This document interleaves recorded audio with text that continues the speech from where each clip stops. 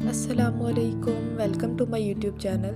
कैसे हैं आप सब लोग। आज हम बनाने लगे हैं विंटर स्पेशल गाजर का गजरेला। गाजर का गजरेला बिल्कुल बाज़ार की तरह घर में आसानी से बनाएं और सर्दियां एंजॉय करें। गजरेला बनाना शुरू करते हैं। बिस्मिल्लाहिर्रहमानिर्रहीम। गजरेला बनाने के लिए 2 किलो गाजर ली थी मैंने, जिसको मैंने कद्दूकश कर लिया था। 2 किलो गाजर के गजरेले की मैं रेसिपी आपके साथ शेयर कर रही हूँ। कढ़ाई को हम तेज़ आंच पर गरम करेंगे। कद्दूकश की हुई गाजर डाल लेंगे। मेरे पास 2 किलो दूध है। ये मेरा जग जो है ये 3 पाव दूध के हिसाब से है, तो मैंने ये 3 शामिल किए थे। 2 किलो दूध हम गजरेले में शामिल कर रहे हैं, यानी कि 2 किलो गाजर के हिसाब से 2 किलो दूध ही शामिल किया है। दूध में अच्छे से डिप कर देंगे ताकि तमाम तर गाजरें दूध में डिप रहें और पक जाएं। दूध में डिप करने से गाजरें हर तरफ से आराम से पक जाएंगी, यानी कि हमने गाजर के जो कद्दूकश किया है उसको हमने गलाना है। तेज़ आंच पर हम गजरेला तैयार करेंगे।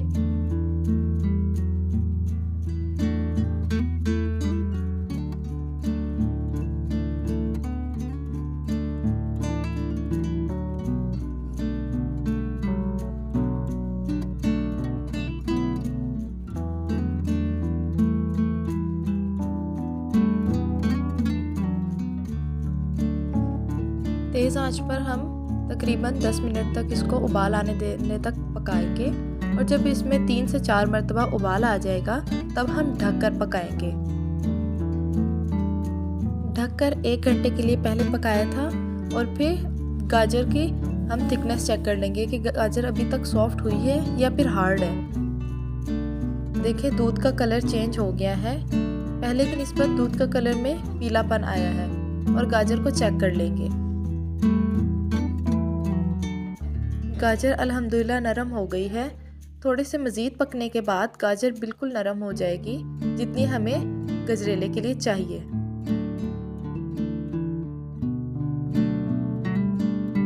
मज़ीद तेज़ आंच करके ढक्कन हटाकर पका लेंगे।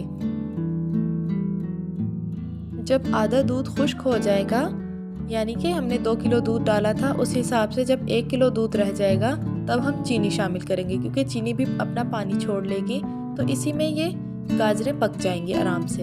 1 पाव की मेरी ये प्याली है, तो मैंने 1 पाव चीनी शामिल की है।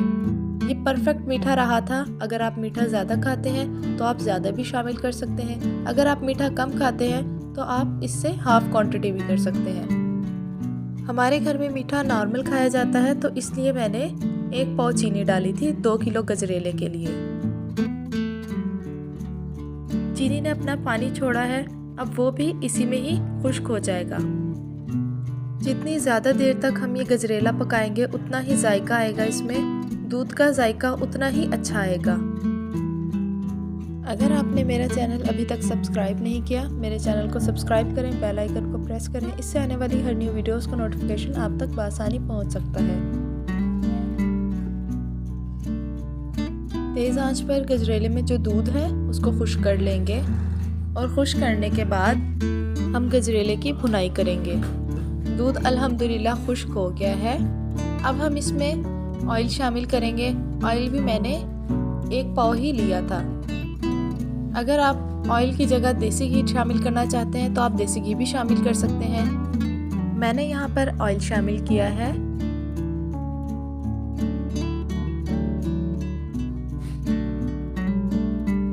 तेज़ आंच पर ही हम भुनाई करेंगे।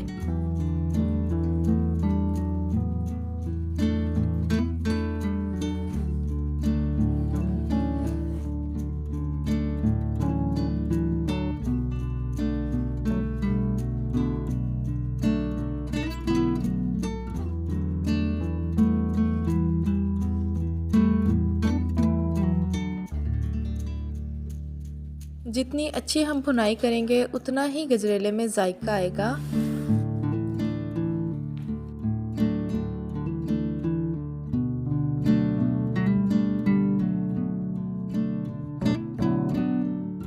अल्हम्दुलिल्लाह भुनाई हो गई है। जब ऑयल बर्तन के साइड पर नज़र आना शुरू हो जाए तो इसका मतलब है कि भुनाई हो चुकी है। अल्हम्दुलिल्लाह गजरेले की भुनाई हो गई है। ऑयल साइड पर निकल आया है। अब हम इसमें खोया शामिल करेंगे। ये फीका खोया है। 1 पाव मैंने खोया लिया था। हाथों की मदद से चूरा चूरा कर गजरेले में डाल लेंगे। इससे गजरेले में जायका बहुत ही अच्छा आता है। गजरेले में खोया डालकर एक बार फिर से भुनाई कर लेंगे। खोया क्योंकि मेल्ट होगा और इससे जायका 2 गुना हो जाएगा।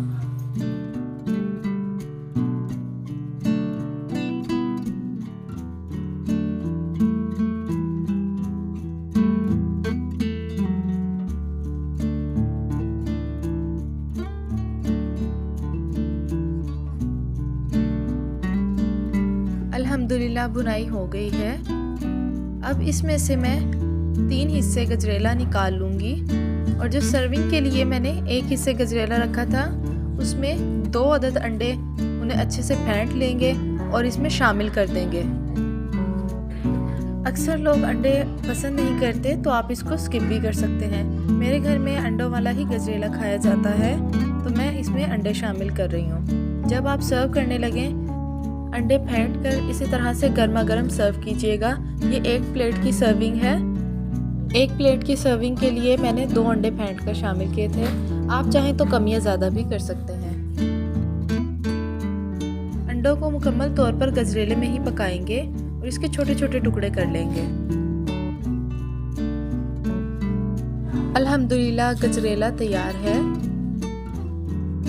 बादामों को गार्निश कर लेंगे और बाज़ार से कई गुना बेहतर गजरेला घर में आसानी से तैयार हो गया है।